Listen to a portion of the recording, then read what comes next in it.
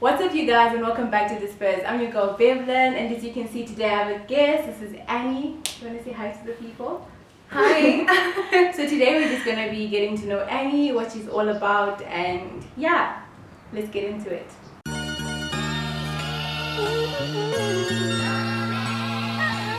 When life becomes a trip, pack a bra, get a grip. So when the cup runneth over, the fam will get to sip.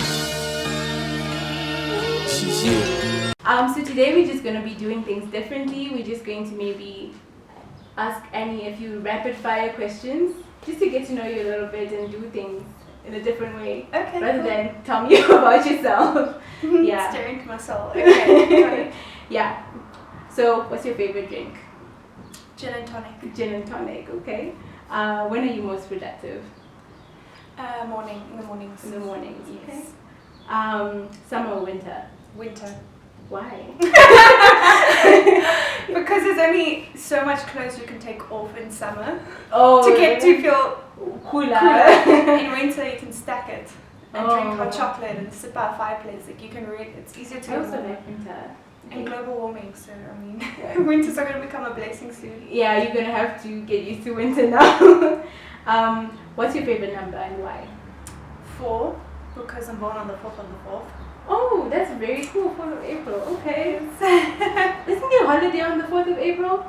Somewhere in the world. I know April Fool's is on the 1st of April. Oh, okay. What advice would you give your young self? This is going to be super cliche, but it's true.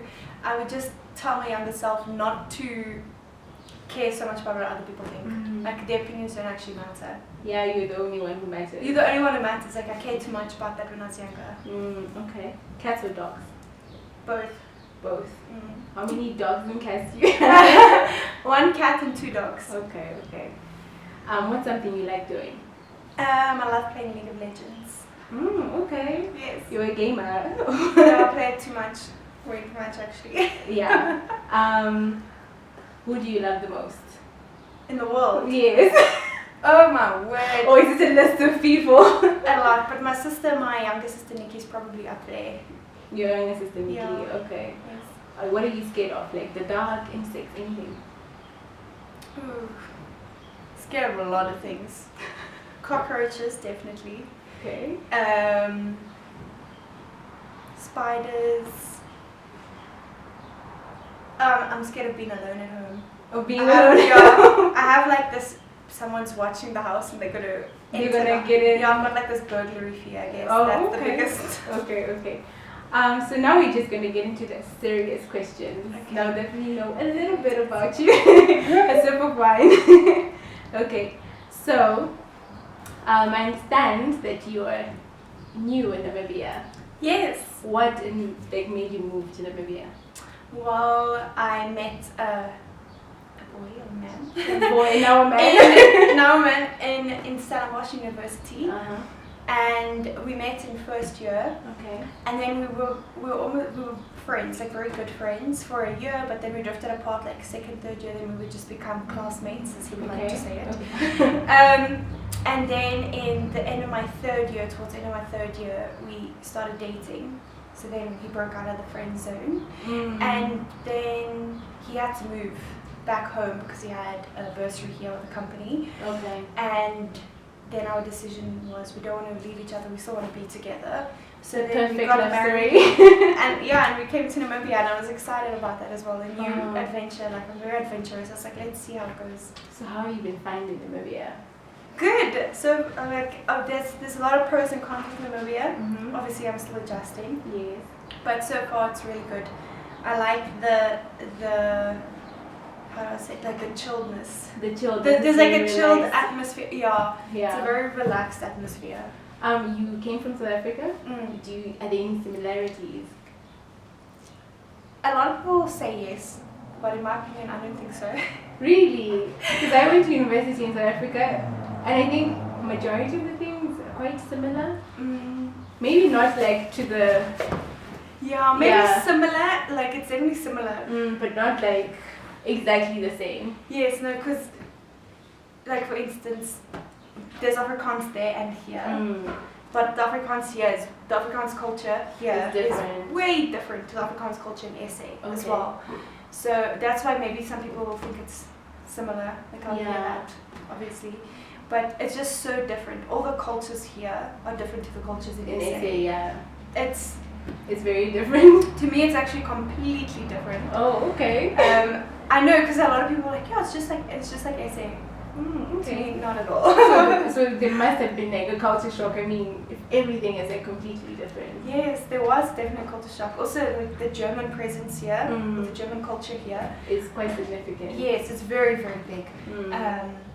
Which I didn't even know anything about German anything in SA. Yeah. Like we only know German in Germany. Like That's that's what not I in thought. Africa. Yeah, not in Africa. And then I came here and it was very German, especially when I went to Swakop.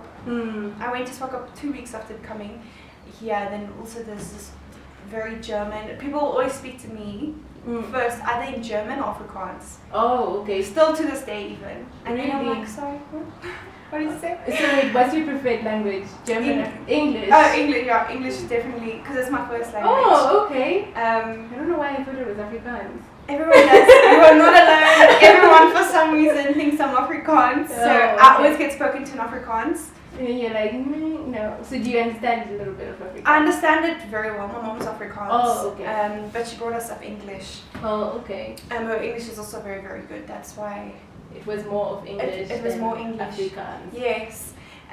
So I always say you can speak Afrikaans to me, but I'm 100% going to reply in English. Oh, because it's your preferred language. That's my preferred language. As long as they understand, then it's fine. Because I've realized even though English is the official language of Namibia, it should be Afrikaans. Yes. So, like in terms of food, is it something that you've been liking or like? With the food, the meat's good. The meat's a lot better, obviously, because I noticed because they don't have this, all the regulations around the meat here are nicer. That's probably why the meat tastes better. The meat's It's organic. It's organic. It's not as expensive. Like the meat. Like I remember when I went to, I think it was a spa. I saw the mince. Really? And I was like, wow, is this the fancy, expensive lean mince? And then I looked, I'm like, oh no, this is like The normal ass normal mince. And then I'm like, why is it so red? And in SA, the mince almost looks white or yeah. grey because it's so fatty. And I was like, wow, okay. Because now I don't think I could go back to that meat. Even the biltong is better. Like I didn't eat meat when I came here. Have you gone to Kapana? I had it once. Yeah. Did you go to the actual place? No, not the place. No. Oh, okay. But it was food from the place. Would you like to go? Yes, I've heard a lot about it. I've even heard it in songs. I promised your husband that I would take him At some point, but yeah, it hasn't happened. Okay, well then you can take both of us. We can go and then I can Then experience. you can explain it. Yes. Experience the whole thing. Is Kapana like Namibian? Yes. Is it a Namib- Namibian thing? Okay. I've never experienced it anywhere else the way they do it here. So it's just like an open space with a lot of people selling meat, all Yes. types of. They cut it into little pieces, so you can taste from each person, and then you choose what you want to buy. Then you say, oh, I want it for $50. Oh wow. Yeah. Okay. Then they'll give you the portion that they quantify it, Okay. basically. Wow. Yeah. So career-wise, I mean, you moved to Namibia. Yes. Like, how has that been going? Like, adjusting that? Are you still in the same career path? Well, when I first came here, I was in auditing. So then I started with an audit firm, and then it didn't go too well with that. Okay. And now, recently, I started with an insurance company. So now I'm more in finance. Okay. So it's still the business sphere, but But- I've moved from the auditing path to my the training insurance. articles to finance and insurance. Yes. Are you ever going to are you pursuing your, I guess, chartered accountancy? Yes. Yeah. No, I definitely. It's difficult because for so long I've been pursuing this one thing, like I want to be a chartered accountant. Yeah. For so long, that's just been my dream. And that dream only got, I don't know, blurred or problems started coming in at the beginning of this year.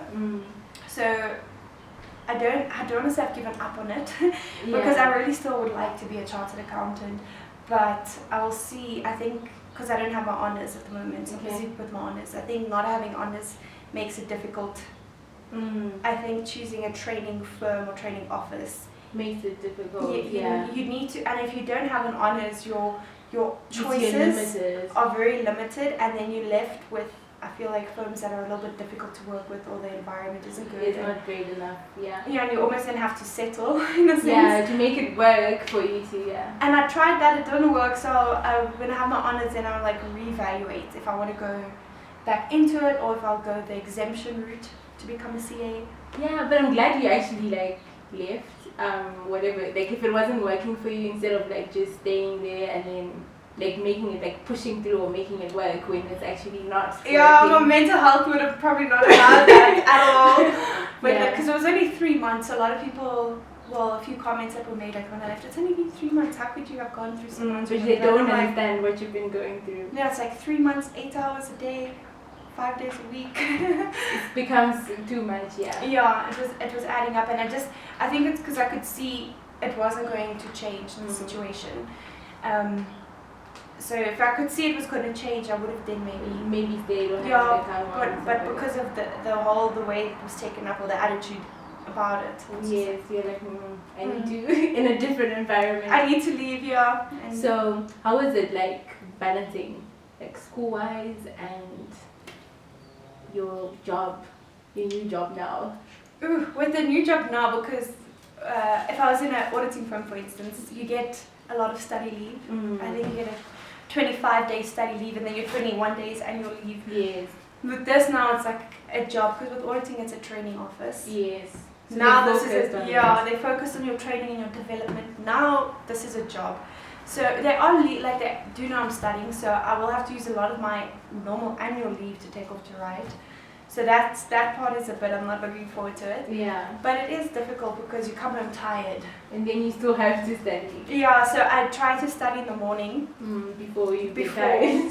I get tired, because I know when I come home, I always lie to myself and say I'm going to study. I'm going to study. We always lie to ourselves. It doesn't happen. I'm like, yeah, I'll come home, I'll study. But then I come home and I procrastinate by cleaning the kitchen, and I'm cooking, and I'm like, I'm still being productive.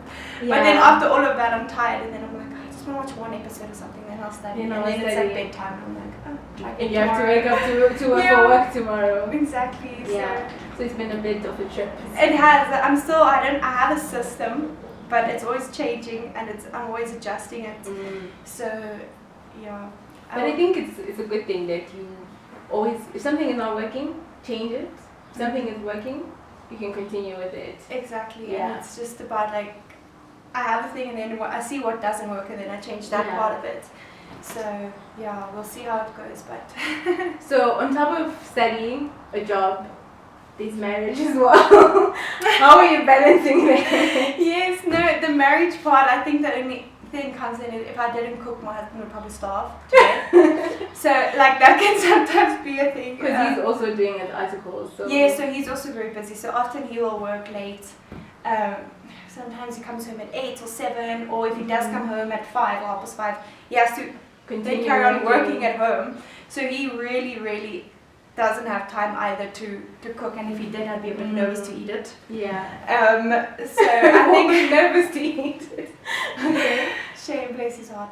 But yeah, so sometimes that's a bit of a struggle. Yeah, because it's nice to like want to look after him and help and support him, but then you also I also need to help and support myself.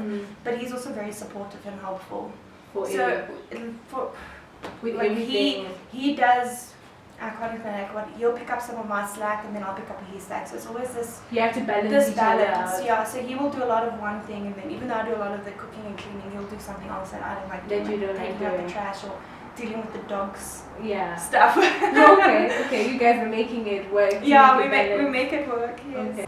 So the fact that you're like non-Namibian and you are now in Namibia, do you feel the difference, or do you feel like there's a lot of adjusting that you had to do? Yes, no, as a person personally, yes, because in SA I was very outspoken, and I always had a lot to say, which would sometimes upset a lot of people.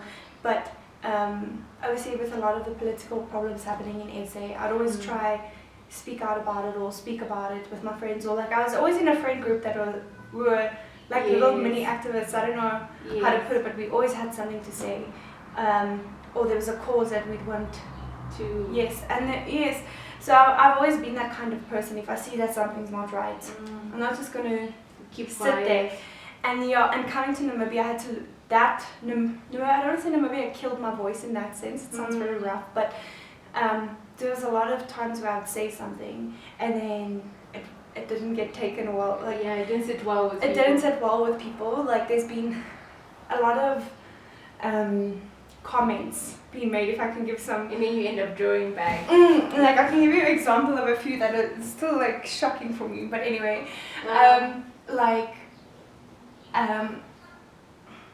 okay, so this one, I'm trying to think how I can say it without telling the people involved. Okay. So like for instance, like someone will come to me and be like, okay, invite everyone. Oh, don't forget to invite the black people. Like, I'm like, and then I would say, you can't say that. Then they're like, know your place. And then I'm just like, okay, then I leave it. Now, especially if you're like in a work environment, then you become like the stirrer. I was speaking to like a friend of mine, and we were just speaking about our whole interview processes, and because we were both going for a lot of interviews recently. And she's very, very beautiful. And she was saying how she thinks she got the job because she's beautiful. Like she's like, yeah, let her say it's by prachtig or whatever. And then I was like, I don't think that's why you got the job. I think it's actually because the way you speak and the way you carry yourself, it comes across fairly like you know what you're doing. Like I said to her, it's confident. Sometimes I told her when I met her I was a bit intimidated. Even though she's pretty, I was intimidated. Because, but she's got that face of don't mess with me. I don't care that she's pretty. To me, that doesn't matter. Secondary or whatever. Yeah, I said to her, I didn't think so, because she applied originally for a different position, like a lower level position or whatever, and then she got the high one, and she thinks it's because she's pretty. I'm like, no, because the ladies who have your position now are also beautiful. So I don't think it's that. And then another person around the table made a comment, like, ja, want jy gedra jouself nie soos ander swart mense nie. Okay, what does that mean? Like, you don't carry yourself like other black people. That's why she got the job. And then me and her just looked at each other, and I remember just taking a shot, and I was like, because this was actually quite recently, and I just remember after that whole thing, I was like, usually I would say something about that. But then now you're in this new environment, now, you feel like you're not comfortable to say something. And then I realized, like, just imagine how she must feel, or like, because it's not my place to kind of fight that battle. But I just see a lot of comments like that. That's just recent, that's why I can remember. That just gets you're riled up and stuff. But it gets me upset, but I see everyone who it actually affects is comfortable, or they're not comfortable. No. But they just don't say anything. They just I can see on their faces, because I feel it like in my heart, and then I can see, even though they're putting like this face on, and I'm like, it's just so difficult, because that's almost why I kind of had to leave my last job, because I kept saying too much stuff about that thing, too much, and then of course like drama, even it was racist and it was sexist as well, like very, it was like how, because sometimes I do feel it, like, you know, when I'm at work, like this whole, especially this sexism, I can't really say about, like, you know, racism, but like particularly like there's certain comments that people make, like gender like comments that people make, and then they make you feel uncomfortable, and you don't want to be that woman who complains about those things. Exactly, and I was that woman, and look where it got me. Like, I had to resign. And then, because it always turns out to be, oh no, it was just a joke. You know, like, keep calm, like it's not a... No, but that's the thing, the way... It's not a big deal. Exactly, the way they say it is that. Because now you're feeling like, because you know this whole, especially like, you know, with being black and with being a woman, you are being, and you put in a position whereby you sort of feel like the only reason why you're in this particular place is because you're black and you're woman, and you know companies need that right now. They need that diversity. Diversity and women empowerment. So you're trying to imagine if they'd reached a certain quota for the required number of black women, would I have been considered, or the amount of like for you instance, the amount of white women, if they'd reached their quota, were you going to be considered? Or it's not based on qualifications, it's just... I think, like that, and no, it's true what you're saying, because now, let's say they did employ because of that, but then do you actually have a chance to grow in the company? Yes. Like, will your work even be recognized? Stuff like you say, it's small, like microaggressions or whatever, and they say we're snowflakes, but it just becomes annoying because I'm undermined a lot. Yes. I was undermined a lot with a lot of things, and then they would still ask me for stuff, and then they would give me, because now you were also in like auditing, Yes. so you know like what in a training office there's certain things we need to do and certain competencies, and that doesn't include running around and doing secretarial stuff, but they would give that to me because I'm the woman in the team. Yes. And they would keep calling me girl and saying I'm emotional, and then I'll say, okay, you refer to yourself as men, can I also be a woman then? Like it just gets me upset, especially because a lot of them are younger than me. Yes. Like I'm 24 and they'll be like 23 or 22, but they're men and I'm a girl. Oh sorry, like I'll try to be more sympathetic. I'm like, first of all, you brought emotions into this. Like I just said I'm having difficulties with this. Yeah. Or whatever, like they always turn the narrative around to make me look like this emotional person when it's just a normal reaction that anyone would have. Exactly. If I have to stay here, I'm not going to grow. Yes. Because it doesn't matter how much I work or if I had to put in this much effort, it wouldn't get seen. Because then you can also look at the people in charge of the company. And the percentage of women or the percentage of like any yes, like it was just exactly. for me it was just white males in charge. Yes. That's it. So when I saw that I was like, no, that's why I wanted to go to a firm that was very diverse. Like that's what I wanted because then it just shows me that the culture and the environment is open-minded. They're not like stuck in the past. Yeah, and then it will like make me feel more comfortable and I won't have to like deal with that. I wish I wasn't that type of person to like keep my head down, but I've had to now because I've been without it. I just got a new job. Even in this job, I told you that comment that made, I was like, I can't say anything because now I work with these people. Yes, now. And like it's week 1. You can't now like say something. Yeah, it gets a bit complicated, but then, and it's something that you have to deal with like internally, and it's a bit tough because now you have to like change who you are. Because like, you know, like I think in the working environment in general, you just have to be able to stand up for yourself. So if you do this whole thing of like, oh no, I'm a princess, someone is gonna come and save me. No one is gonna come. So you have to like speak up for yourself and all those things. So in unfortunate situations where it's someone else who's being dealt like, you know, the wrong or the short end of the stick, you can't say anything because now you just look like the person who's always like nitpicking and exactly. So, like you have to stick up for yourself as well, not for everyone else. When I was also teaching at a school, and yeah, you have had a very diverse career. Yes. Since you were there. Wait, how long have you been here for? Where are we now? A year. Actually, in 2 weeks I'll have been here for a year. For a year. Yeah. And how many jobs have you had since? Well, just auditing, insurance, finance, and then teaching. So 3. Okay. How did you end up in teaching? So I was teaching online since university because it was just a way to make extra income, and it's only like an hour a day, so it's like it was like tutoring but teaching. What were you teaching? I was teaching English. Okay. Oh, yes. that's nice. And then when I came here, I was after the whole auditing where I was, the disaster of that, I decided, okay, let me see, maybe I can get a job in teaching. Okay. So then that's why I tried that. So then I was covering for teachers, and for a while I was sick. It wasn't online. No, that was no longer online. Then I was in person. In person. How was that? Yes, it was very nice to like actually see the kids and the problems that they go through. Yeah. Because especially with the one group, they were grade 6, so like 12 years old. Okay. And 100% we didn't go through what they went through because now they have technology. They have access to everything. I mean, they didn't have books like we did. They have Chromebooks. Oh, okay. So it's very different. It's very different. So because of that, their attitude's also very different. So yeah, you have to like learn them and understand them. Yes, because they're very anxious, and I think when I look at them, there's a lot of anxiety and depression, and I was like, how do they feel this at 12? But it's because of social media. I mean, even sometimes social media makes me depressed. Exactly. Like you look at something and you're like, okay. Yes, so I was like, that's why they're going through this, but the teachers are struggling to understand them because of that. With all the careers that you've been going through, like where do you see yourself in the next like 5-10 years? Well, to be honest, hopefully I would like to be in a managerial position. 5 to 10 years sounds like short time zone. It's just started, but it would be nice to be in a senior position at that time. I do like finance at the moment. Okay. I really do like it. So I think I'd like to stay in like finance managerial position, maybe big dream CFO one day or something, or I just start my own company, like, and work for myself. Yes.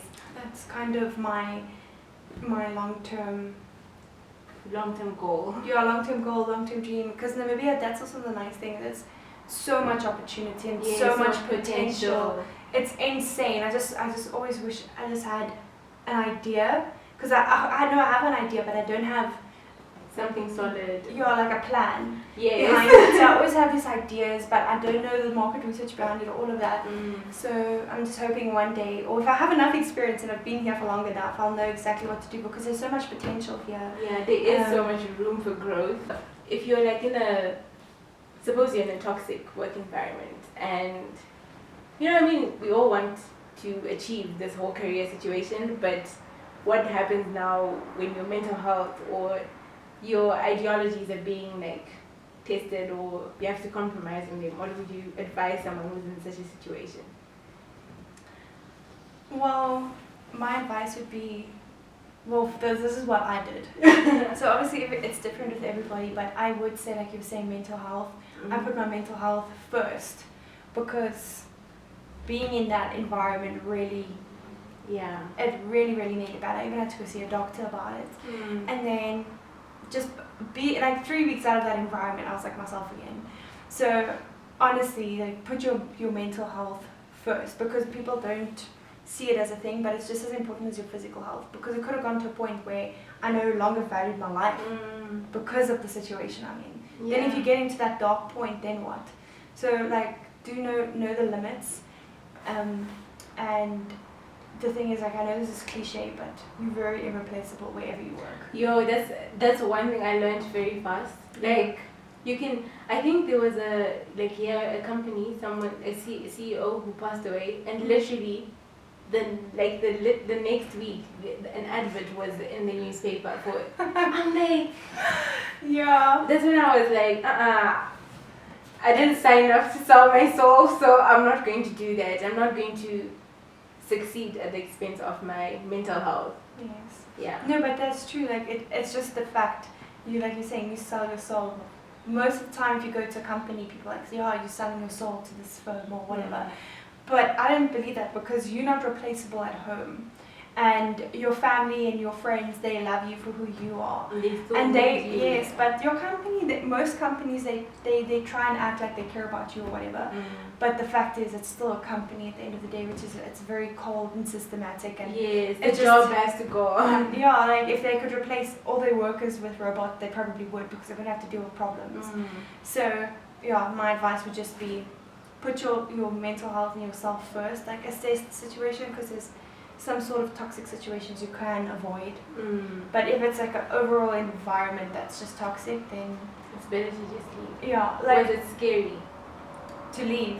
Yes, because you worry about the financial implications. Yes, because when I resigned, it was I put in my week's notice, and thank goodness actually that the partner at that time waived it. They were like, no, you don't have to, you can leave today. I actually cried. I got so happy that I didn't have to work for that place for another week. I was like, thank you. Like, even if they didn't pay me, like I was going to say, you don't have to pay me my week's notice or whatever. Like, it's fine. It's fine. Like, I will go, because I didn't even want to carry on working that day. Like, I resigned at lunchtime, and I was like, I'm not going back. For what? Like, for what? And like, why must I go back now? And like, it was just, I was so happy, even though I knew I was going to be in a bit of financial issues. But also, I was lucky because I had a backup plan where I could teach online. Where a lot of people might not have that, but I was even willing to go back to hospitality and be a waitress, then carry on working for that toxic situation. Yes, and then that's why I was also like, be very careful with how you choose a job. Like, I think the whole narrative is changing. Like, with people, like, I saw a meme the other day. It was like, why should I give you a reference? You should give me a reference. Let me phone 2 of your former employees to find out how you treated them. Exactly. Like that. It should be like that. Just do your research, but not on like how much you're gonna get paid or what. Do like how, because that goes away very quickly. Because I actually wanted to say that when I started, right, I was more focused on how much I'm getting not necessarily like finding out is it a good place to work in, how are people finding it. I was just like, this place is paying me more, this place is paying me less, so I'm gonna go with this place. These people are gonna apply for my permit, these people are not. That's how I made my decision. But then, like you're saying, it quickly goes away because you start having like mental health issues. You're not sleeping. You are tired. You're frustrated from work. Exactly. So you get to a point where you're like, is it worth it? Yeah. Like if anything, you would see all those benefits as a red flag, almost like, but why? Like why are you giving it all of this? Situation. Yeah. Like they need to pay a lot for our medical aid because they're going to put us through the most. We're going to have to go. Yeah. So that's very important. That's why before I went for the job where I work now, the interview. So I took my friend out for a beer, and she was a friend of a friend, but I knew she worked there where I work now. And I said to her like, I'm desperate for a job, but like I'm not that desperate. I need to be sure. And she was telling me about how they are, their work environment. Like they don't have a lot of other like benefits that a lot of other companies do, that come into like the cost of company benefits. They don't have a lot of that. But I wasn't worried about that. She was telling me, I was like, I don't care about that. Like, how are the people? How's the managers? How do people react to each other? What happens if there's drama? Or, you know, how does that go? Because that's what I was worried about. I wanted like a drama-free workplace, which you know is like impossible because people are people. But I just wanted that. And it's so great because just this week, even though I haven't done a lot, my manager or CFO has come up to me and like, Annie, how are you doing? Like, are you surviving? How are you finding it? And it's important, you know, that's just check up, like, you know, just someone cares. Yes, and like, just to say like, well done, and like, he came to me and he's like, Annie, don't make lunch on Fridays. Like, Annie, don't make lunch plans, I want to take you out for lunch. So then he took like me and the finance department out for lunch to almost be like, well done on getting through your first week, you did great. Like, and it was a nice lunch, and then he was like, enjoy the rest of the afternoon, I'll see you on Monday. So then we were allowed to take the afternoon off as well, and then speaking to the other girls there, he recognizes if you work hard, and if you can see you put in extra time, he will say, okay, you can go home early today, or you can do this, or you'll buy pizza, or he'll buy cake for you. Like if you can see you working hard and you're not going to have a lunch break, he'll order pizza for you so you can eat pizza at the desk. If he sees that it's a push, and you'll get cake and he'll bring you coffee. Like this is like a CFO, and I've heard such good things about him. And then I was like, I want to work in this place. Like you want to know just because of all the good things I heard about. It's little things, but they matter. They matter, and being there for this week, I can see that most of the stuff is true. And even though they're very serious, they still realize or acknowledge that you're human. And because of that, it motivates me. I want to be good for this company. Exactly. Like I want to give the best version of myself for there because of what a good like leader he is. Yeah. And because he's such a good leader, it flows throughout the whole to the rest of the company. And it's just the vibe that everyone has, and you can feel it. And I feed off that energy. So I feel like that's so important. And even though like I'm not getting paid as much as I would have if I accepted this other job, because I got offered this job and another job at the same time. Yeah. But I was like, you know what, I'm going to be more happy here because of what I've heard than at this company. Even though this company is offering me 3 times the amount, it's okay. Fine. Like I'm happy. I'm going to put myself first, and you know they're willing to teach me. Like they want to teach me as well. That's which good. I think is important. That's good because I think a lot of people undermine the impact of those little things on someone's motivation, someone's performance, and all those things. Because if you make me feel like I'm just a robot, I will act like a robot. Exactly. Come in, do what I have to do, and leave. Log out. Yes, because like. I won't go the extra mile. Why am I going the extra mile when you are not even going the extra mile? Exactly, and like what we do, our industry that we are in, it's very, it is soul sucking because it's very monotonous, it's boring, it's difficult. You have to think. It's like usually the same things that you deal with. Yeah. So you need someone to keep you motivated. So yeah, it's good if you have that. You're doing a good job. Yes, even though it might be because it's hard. Even though you might know it's you need that it. that push, that slice of cake or pizza. I always thought that money will fix all my problems. No, money doesn't fix No, because then you spend so much money on antidepressants and sleeping pills. Exactly. Now it's like literally the same salary that you're getting. Yes. Where you're getting 3 times less, but you're getting a good treatment. Yeah. Because you're spending the other 2/3 fixing your mental health, trying to make yourself feel better with like, you know, food and whatever. Exactly, and life is so short, like, you know. At least be in a place where you enjoy. Yes, and I realized that being so sad for 3 months or just not happy in the work environment and not even feeling like a human. Yeah. And then just working somewhere else, doing other stuff, like starting to feel myself again. It was just so nice. Like I always, like if I had to like be honest with someone about where you worked, because sometimes people don't want to tell you too much. Just be honest, because if you went through a lot, I don't want someone to go through that. The same thing. Yeah. So I'll always be honest. Like if someone asks me, "Oh, I want to apply," I'll be like, "No." Yeah. Do not do it. It was so good talking with you, Annie. Yes, thank you for your time. It was great to speak to you as well. Have a conversation, let it out. Let it all out. Yeah. Yeah. So that's it, guys. I hope you guys enjoyed the video. If you did, give us a thumbs up and subscribe to the channel. And yeah, this was Annie and this is Bevlyn. I'll see you guys next time. Bye. Bye.